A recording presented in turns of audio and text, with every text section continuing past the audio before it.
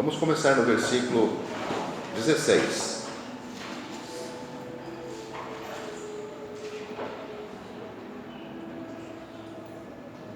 E saiu Caim diante da face do Senhor e habitou na terra de Nod, do lado oriental do Éden.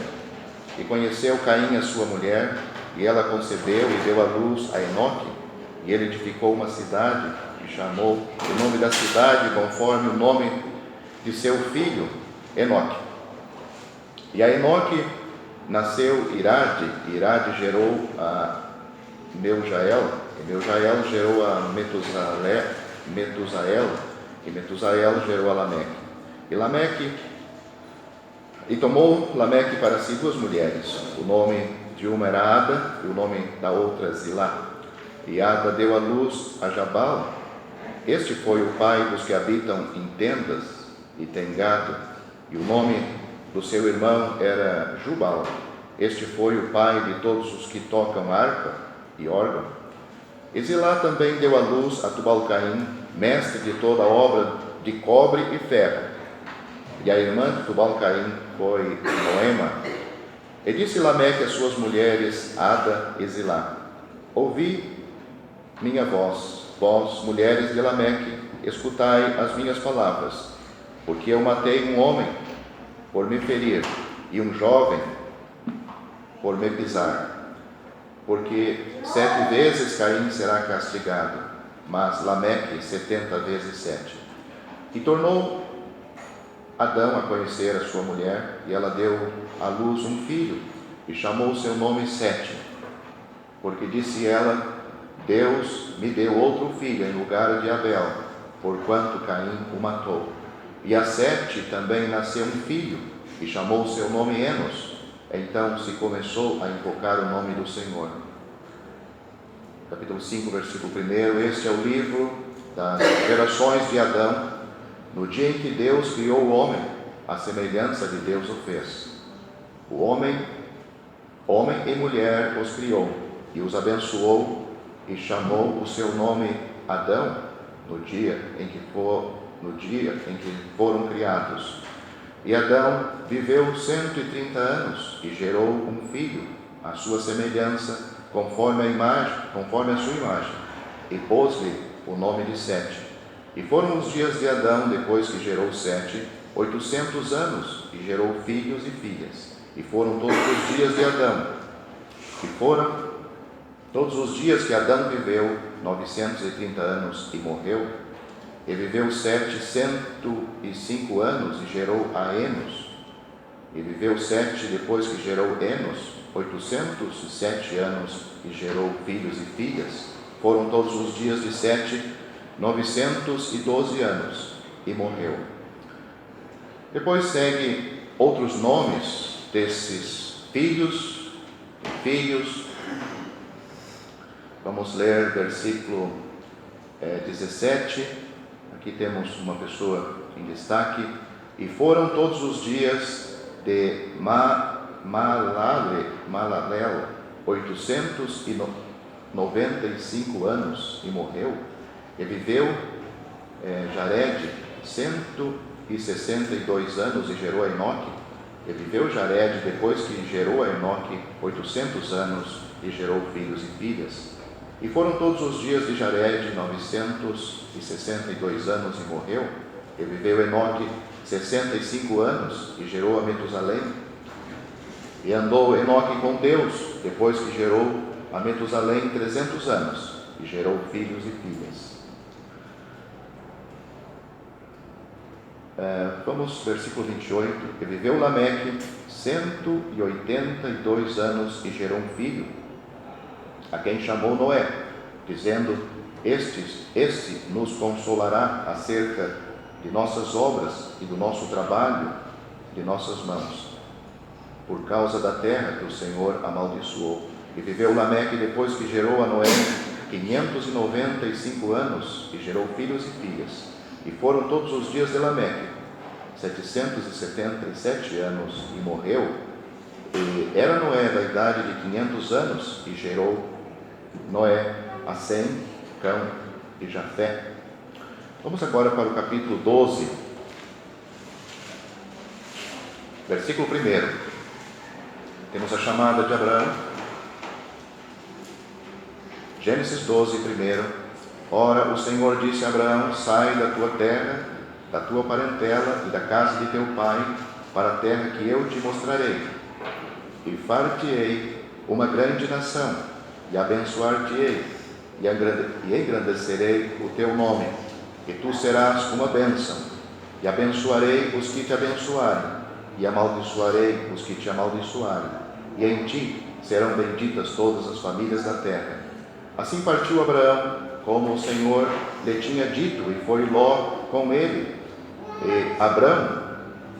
E era Abrão da idade de 65 anos, quando saiu de Harã, a idade de 65 anos. Vamos agora mais adiante para o capítulo 16. No capítulo 15, Deus faz a promessa do filho para Abraão, o filho da promessa. Mas no capítulo 16, temos Sara dando o mau conselho para Abraão, para que da sua escrava eles tivessem um filho. Vamos ler apenas o versículo 15 e o 16. E Agar deu à luz um filho a Abraão, e Abraão chamou o nome do seu filho, que Agar tivera, Ismael. E era Abraão da idade de 86 anos, quando Agar deu à luz Ismael. Capítulo 17, versículo 1. Sendo, pois, Abraão da idade de 99 anos, apareceu o Senhor a Abraão e disse-lhe: eu sou o Deus Todo-Poderoso, anda em minha presença e sê perfeito. Porei a minha aliança entre mim e ti, e te multiplicarei grandissimamente. Então caiu Abraão sobre o seu rosto, e falou Deus com ele, dizendo... Vamos apenas ler mais um versículo em Hebreus, capítulo 12.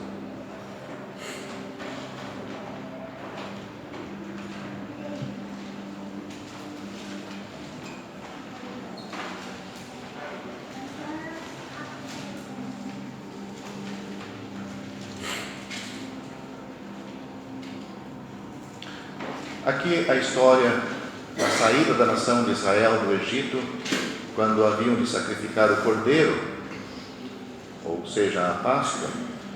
Então, o primeiro versículo do capítulo 12 de Êxodo diz que falou o Senhor a Moisés e Arão na terra do Egito, dizendo, vamos ler o versículo 2 também: este mesmo mês vos será o princípio dos meses, este vos será o primeiro dos meses do ano.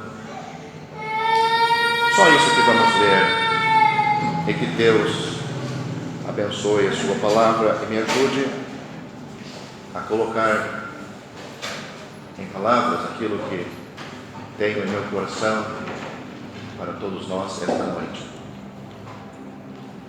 Gostaria de pensar um assunto talvez não é tão desenvolvido, tão tratado, como Deus, Ele contabiliza os anos das pessoas, como Ele faz isso.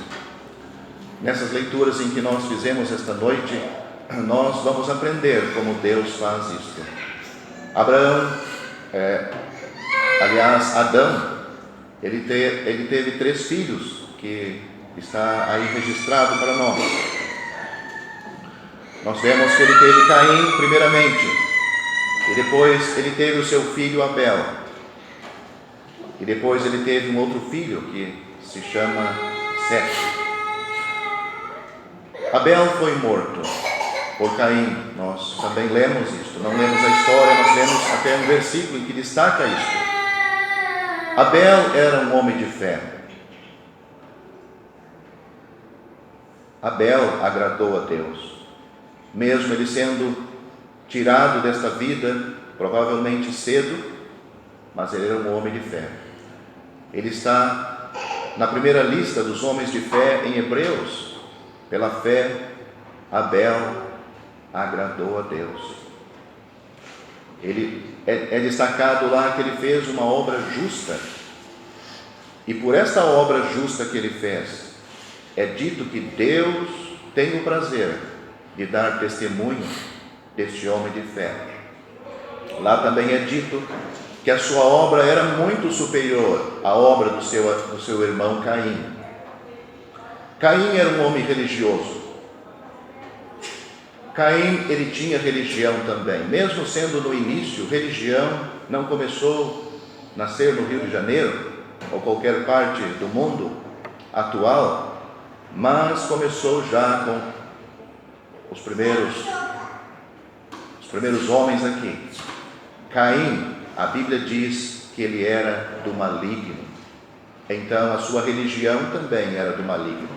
Se você ler o início do capítulo 4 com atenção, a oferta dos dois homens, você vai notar, é dito que Deus se agradou de Abel e da sua oferta.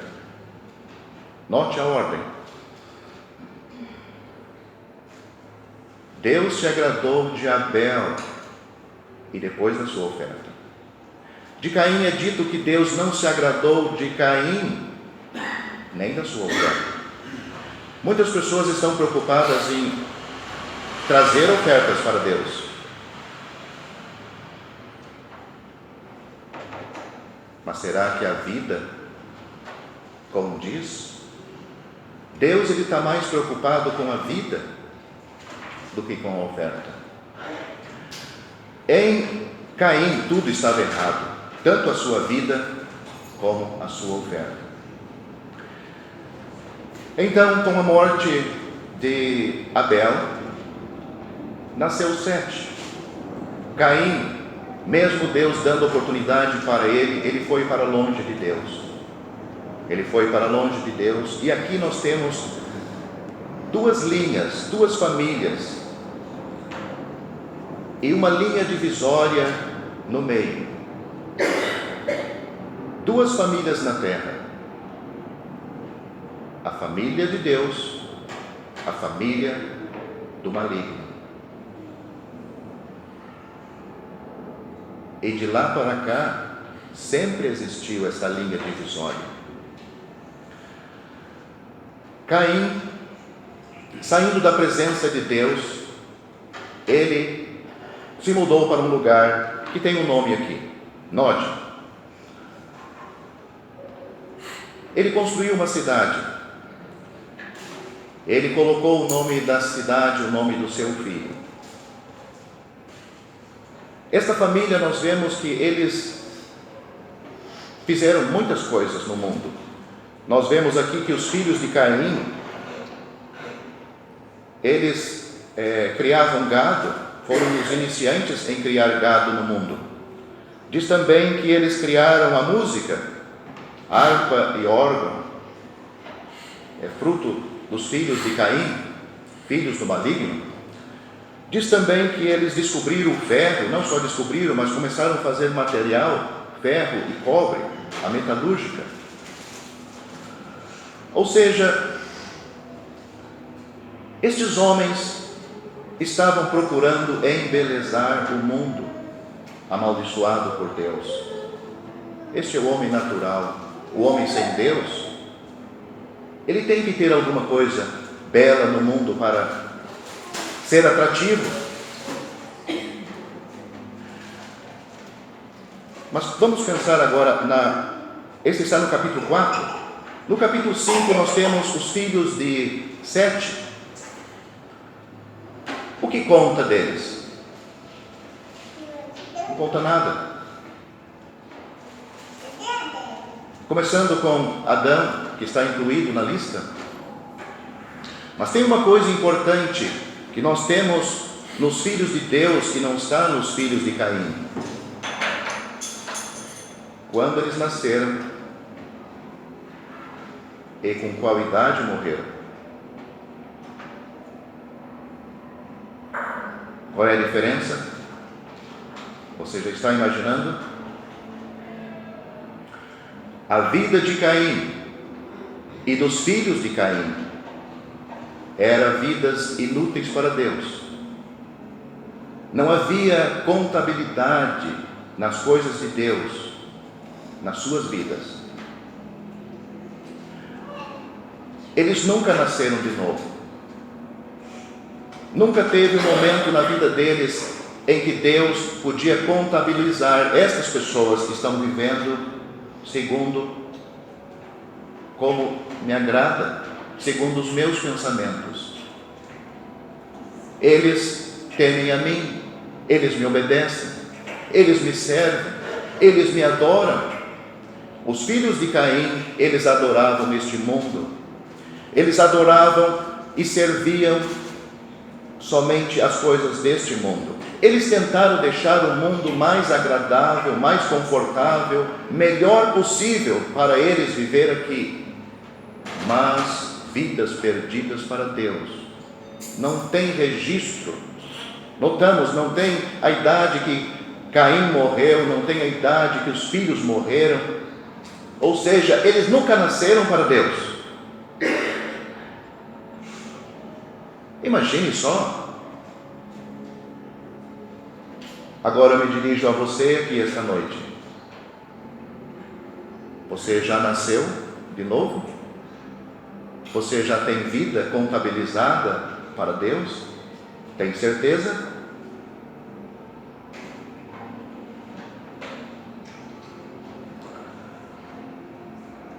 Deus traça uma linha bem divisória entre essas duas classes de pessoas.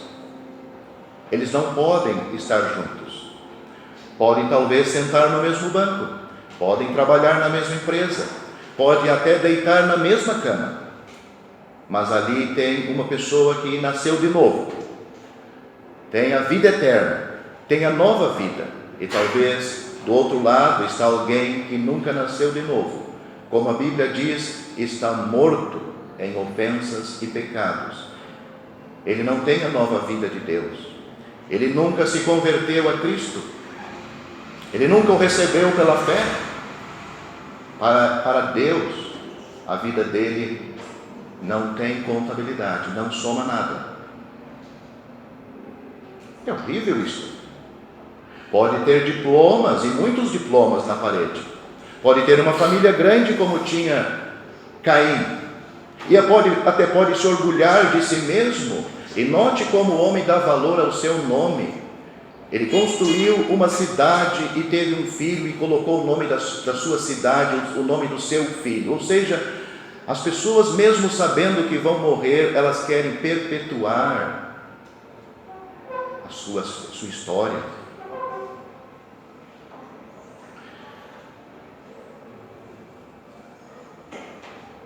Os filhos de Sete, que são a linhagem dos filhos de Deus, foi de onde veio Abraão, o homem de Deus, o amigo de Deus.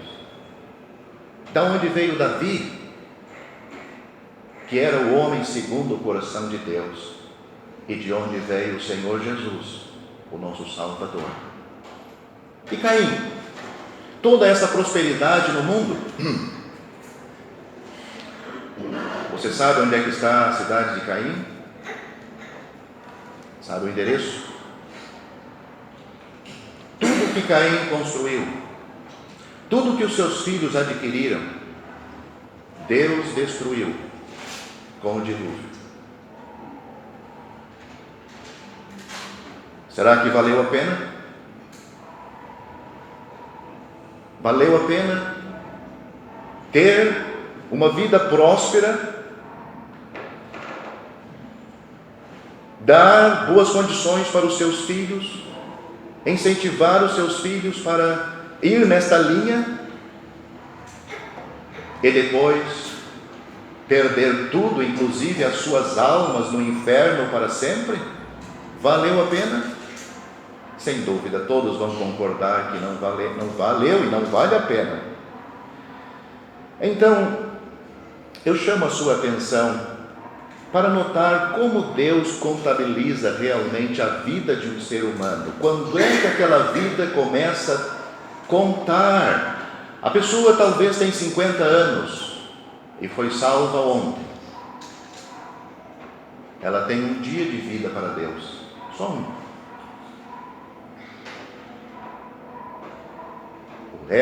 O restante da sua vida foi totalmente perdida, não soma. Ela começou a viver aquele dia. E os que nunca nasceram de novo estão mortos, nunca nasceram. Nós temos também este pensamento em Êxodo, onde nós lemos Êxodo capítulo 12, versículo 1. Lá é uma nação, a nação de Israel. Notaram que naquele versículo o Senhor fala para Abraão e para Arão que aquele mês, porque naquela noite, ou no dia 14, mas aquele mês seria o primeiro mês dos meses do ano e o primeiro dia do mês do ano. Eles estavam no Egito há 400 anos. Talvez o calendário de Faraó, o calendário egípcio, podia ser julho, agosto, setembro, mas para o povo de Deus, que ia ser retirado daquele mundo, do Egito, era o primeiro dia. Tudo lá no Egito não contabilizava para somar na vida com Deus. Para a nação, como o povo de Israel, começou a somar naquele dia. Então, isto, de certa forma, faz nós pensarmos vidas úteis para Deus, vidas inúteis para Deus. Mas depois de salvo, como é que isto funciona? Como é que isto realmente funciona para o salvo? Será que todos os nossos dias são contabilizados para Deus? Se você nunca teve esse pensamento, nunca leu, nunca pensou desta maneira, começa a ler na Bíblia tendo esta visão do que eu estou apresentando esta noite. Eu vou me servir, como já lemos, da vida de Abraão, para mostrar como Deus realmente contabiliza as coisas. Capítulo 12, nós lemos que Deus chamou Abraão de Ur dos Caldeus. Ele era um pecador, como todo pecador. Inclusive, nós vemos que Estevão, em Atos capítulo 7, diz que ele era do Ur dos Caldeus, que ele era um idólatra. Josué também diz, que Abraão vivia na idolatria, mas Deus chamou ele. Deus pregou o Evangelho para Abraão. É assim que diz Gálatas. Como Deus fez isto, a gente não sabe, mas de certa forma Deus falou com este homem. Mas o que Deus disse para ele? Ele disse: sai da tua terra e da tua parentela, da casa de teu pai, para a terra que eu te mostrarei. Esta era a ordem. Mas Abraão não fez bem isso.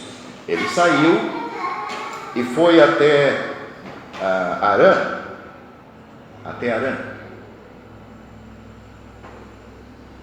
Você vai ver a história completa em Atos capítulo 7.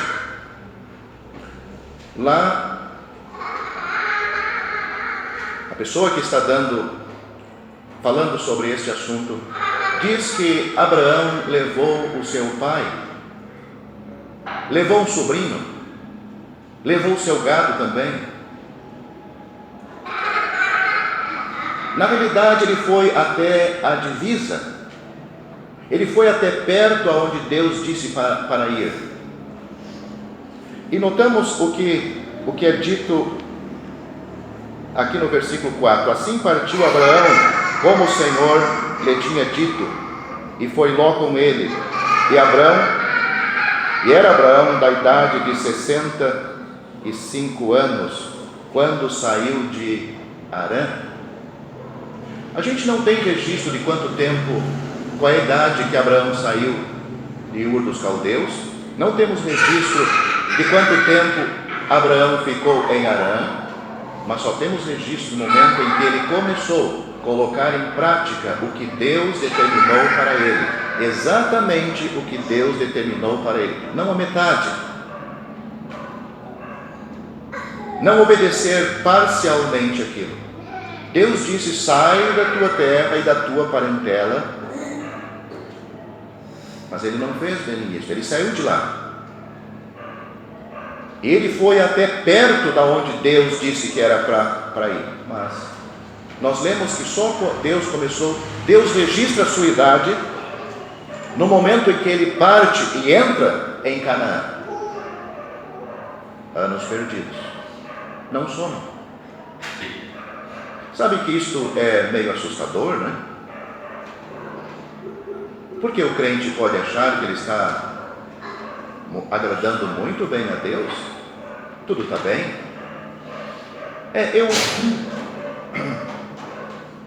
Eu não sou aquele crente assim, mundano, mas também não sou espiritual. Como é que fica no caso?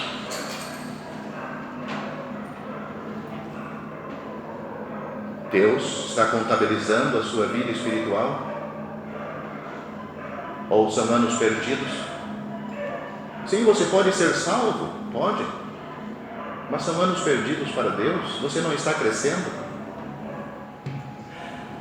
Vamos mais adiante para verificar essas coisas, onde eu li também, no capítulo 16, nós vemos daquele incidente, aquele pecado que Abraão cometeu.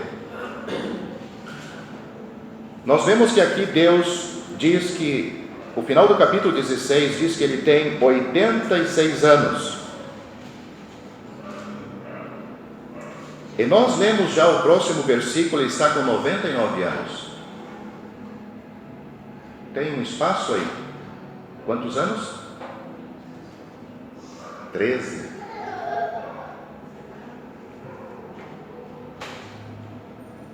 O que houve?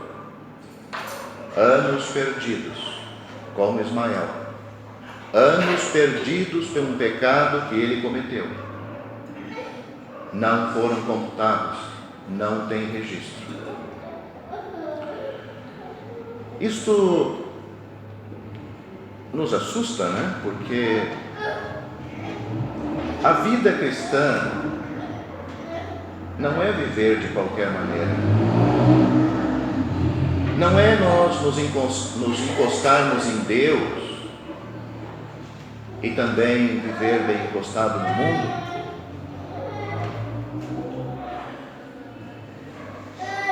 A vida cristã não é vivida somente quando viemos às reuniões do povo de Deus. Não é aqui. Aqui é passado pouco tempo. Mas a vida cristã, a vida com Deus, é vivido 24 horas. Se nós tiramos somente parte do nosso dia para viver para Deus, aqueles outros períodos do dia, ou da semana, ou dos anos, são perdidos.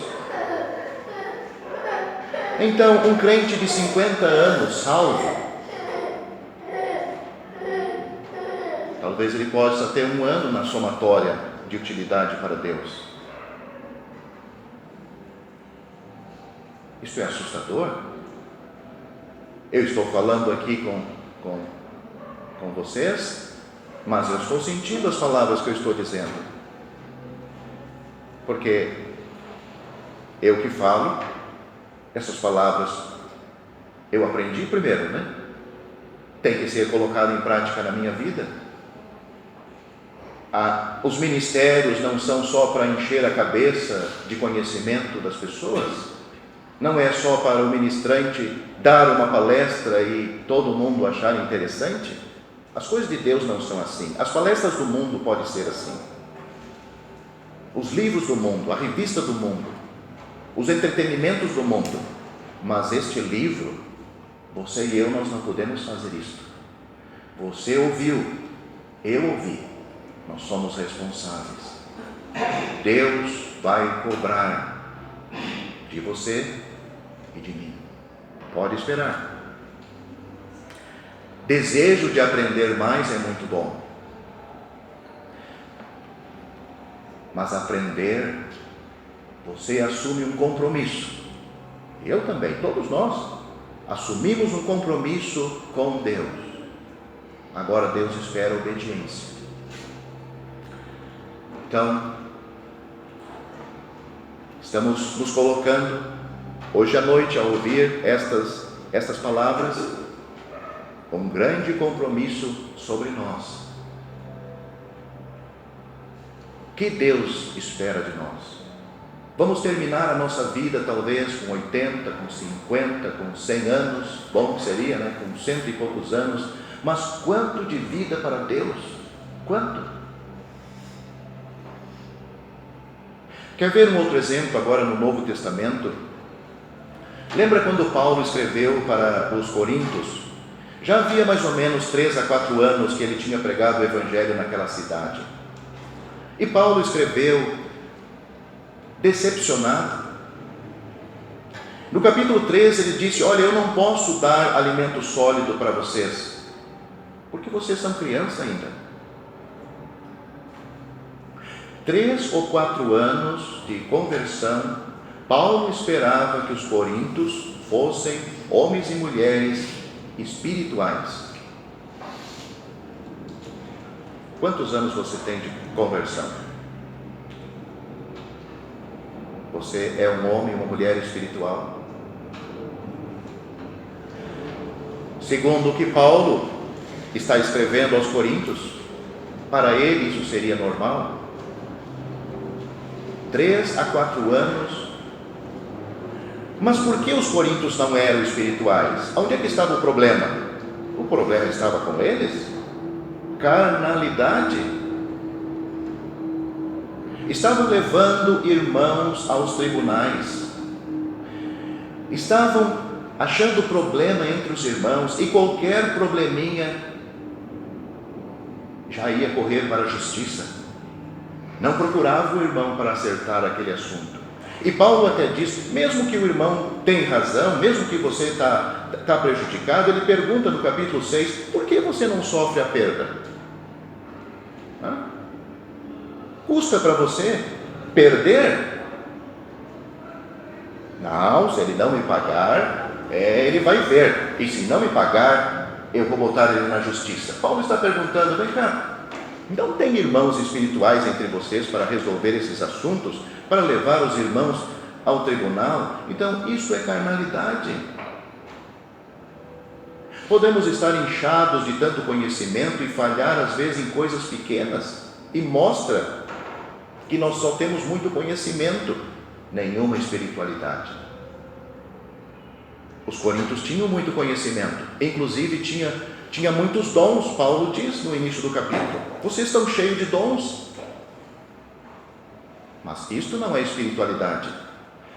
Espiritualidade é colocar em prática o que nós aprendemos de Deus diariamente, no nosso trabalho, na nossa vida em casa, na nossa vida entre os vizinhos, nos ocupar com Deus, porque o crente ele vai estar se enchendo de uma de duas coisas: ou ele vai estar se enchendo de Deus, ou ele vai estar se ocupando e dando lugar para o mundo, para o diabo e para a sua própria natureza carnal. A gente não deve pensar que devemos ter um ritual de leitura e oração da Bíblia. As coisas de Deus não são assim. O mundo religioso faz isto. Nós lemos este livro porque ele é vivo. E eu, quando leio, não estou me referindo eu estou me referindo a cada pessoa. Você se colocando, quando você vai a este livro, você vai buscar o conselho de Deus. Você vai esperar que Deus fale com você. Quando nós oramos, nós falamos com Deus. Não tem outra fonte de bênção para nós. Não tem. É aí que vamos ter vidas das quais Deus pode começar a contabilizar. os nossos pensamentos, as nossas conversas, os nossos desejos. Não somos pessoas levianas. Nós não somos uma hora alguma coisa e outra hora outra. Na reunião nós nos transformamos, em casa, nas visitas nós somos outra coisa. Não. Temos duas caras. Talvez aquilo não é nada mal, mas não é espiritual. Então não serve. Não vai fazer você crescer e não vai ajudar aqueles que estão ouvindo você. O assunto é sério. E não é eu que estou deixando sério. É mais sério do que eu posso tentar explicar para os irmãos aqui. Eu só sei que é sério. E nós temos registros. E nós temos que fazer uma escolha. Queremos que Deus contabilize. Se nós somos crentes, nós temos que ser crentes.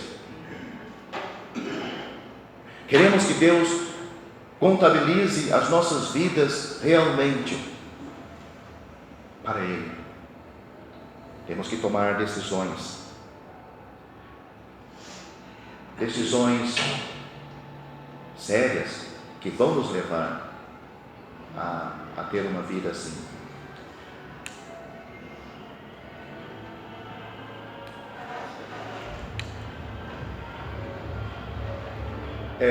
Gênesis, voltando para Gênesis capítulo 4, 5 e 6, nós podemos perceber isto que nós já temos destacado nos capítulos 4.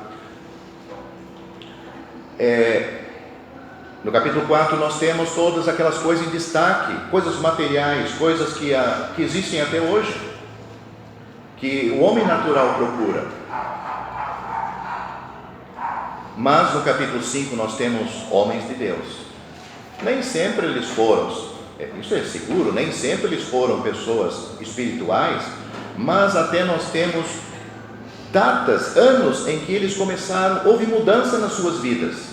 Por exemplo, nós temos Enoque, e andou Enoque com Deus depois que gerou Metusalém 300 anos. E gerou filhos e filhas. E foram todos os dias de Enoque 365 dias. E andou Enoque com Deus e não apareceu mais, porque Deus para si o tomou. Note, 65 anos da vida de Enoque não foram aproveitados, mas diz que andou 300 anos com Deus. Ele foi levado para o céu. Ele não passou pela morte. Ele foi arrebatado. Então, note como essas coisas, essas verdades estão aí registrados para o nosso ensino, para nos mostrar como Deus vê esta situação. Então, no capítulo 6, nós temos ali os filhos de Deus e os filhos dos homens.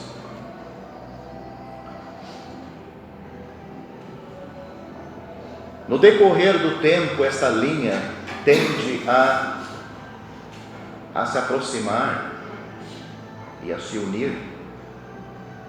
Aqui nós temos os descendentes de Caim e os descendentes de Sete. Os filhos de Deus, os descendentes de Sete e os descendentes de Caim. Mas, ao decorrer dos anos e do tempo, começam a se aproximar. Deus não aprova. Isto é sério. Deus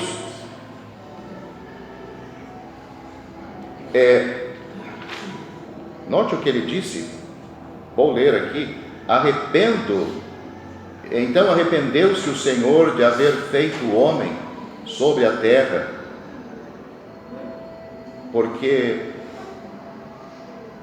e pesou-lhe em seu coração. E disse o Senhor: destruirei o homem que criei de sobre a face da terra. O final do versículo disse: porque me arrependo de os haver feito. Essas são palavras fortes, né? Deus, Ele está arrependido de ter nos criado essas pessoas. Enquanto havia aquela divisão clara, o povo de Deus, de um lado, bem distinto, Deus não se manifestou desta forma, mas quando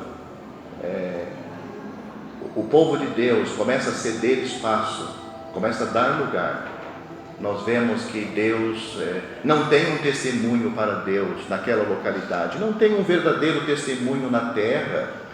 Isto pode ser pensado de maneira como igreja local, mas como indivíduo. O nosso testemunho, o testemunho do crente, o testemunho do povo de Deus é uma coisa muito séria. Se não tem testemunho, não tem o que aquela pessoa fazer para Deus. Hoje de manhã, para aqueles que estavam aqui na ceia, nós lemos que as Sagradas Escrituras ordena para que o crente, ele mesmo, se examine a si próprio diante de Deus, para que a sua vida esteja em dia perante Deus. Se ele não se examinar, ele pode até se examinar, pode ver que está errado, mas é para se examinar e se arrepender e abrir mão daquele pecado. Se não fizer isto, Deus então ele age em disciplina, através de alguma coisa, e até com a morte daquele crente. Não vamos dizer que cada crente doente e que morreu é uma disciplina do Senhor. A gente não tem essa autoridade para dizer. Mas aquele crente que está assim, ele sabe, ele pode pesar aquilo no seu coração e ver: eu não estava bem com o Senhor, eu não estou bem com o Senhor. Então, espero que o assunto tenha ficado claro para todos nós. O valor que Deus dá para uma vida do crente, uma vida útil do crente. E só isso realmente Deus vai contabilizar. Vai chegar a hora, vai chegar o dia, quando todos nós vamos comparecer, cada crente, cada pessoa salva, diante do tribunal de Cristo. Não é para decidir se este crente fez coisas boas, então vai para o céu, se foi coisas erradas, ele vai para o inferno. Não é para colocar numa balança. Esse tribunal, e o Senhor como juiz, é como um juiz de obra de arte. É um juiz também, né? O que faz um juiz de obra de arte? Ou peças raras? Ele avalia, ele examina detalhes naquela pintura. Tem pinturas que valem milhões. Por que vale milhões? O que houve? Um homem ou uma mulher pegou um simples papel que todo mundo podia usar na cidade, até botavam fora, ele pintou naquele papel. E aquele papel que não tinha nenhum valor nas suas mãos, vale milhões hoje. O crente, guiado por Deus, com o tempo que todo mundo tem,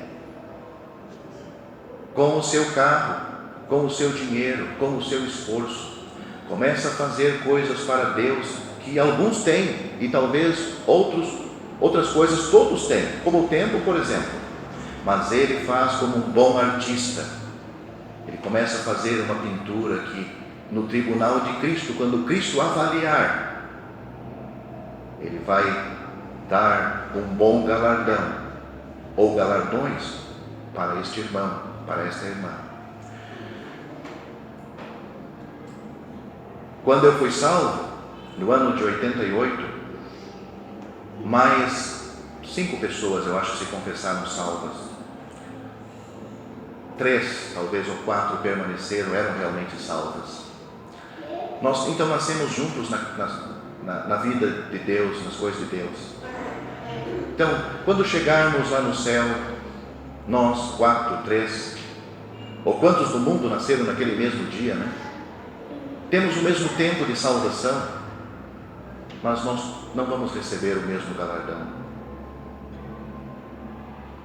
Nem todos aproveitam o seu tempo para Deus, nem todos aproveitam as suas vidas para Deus.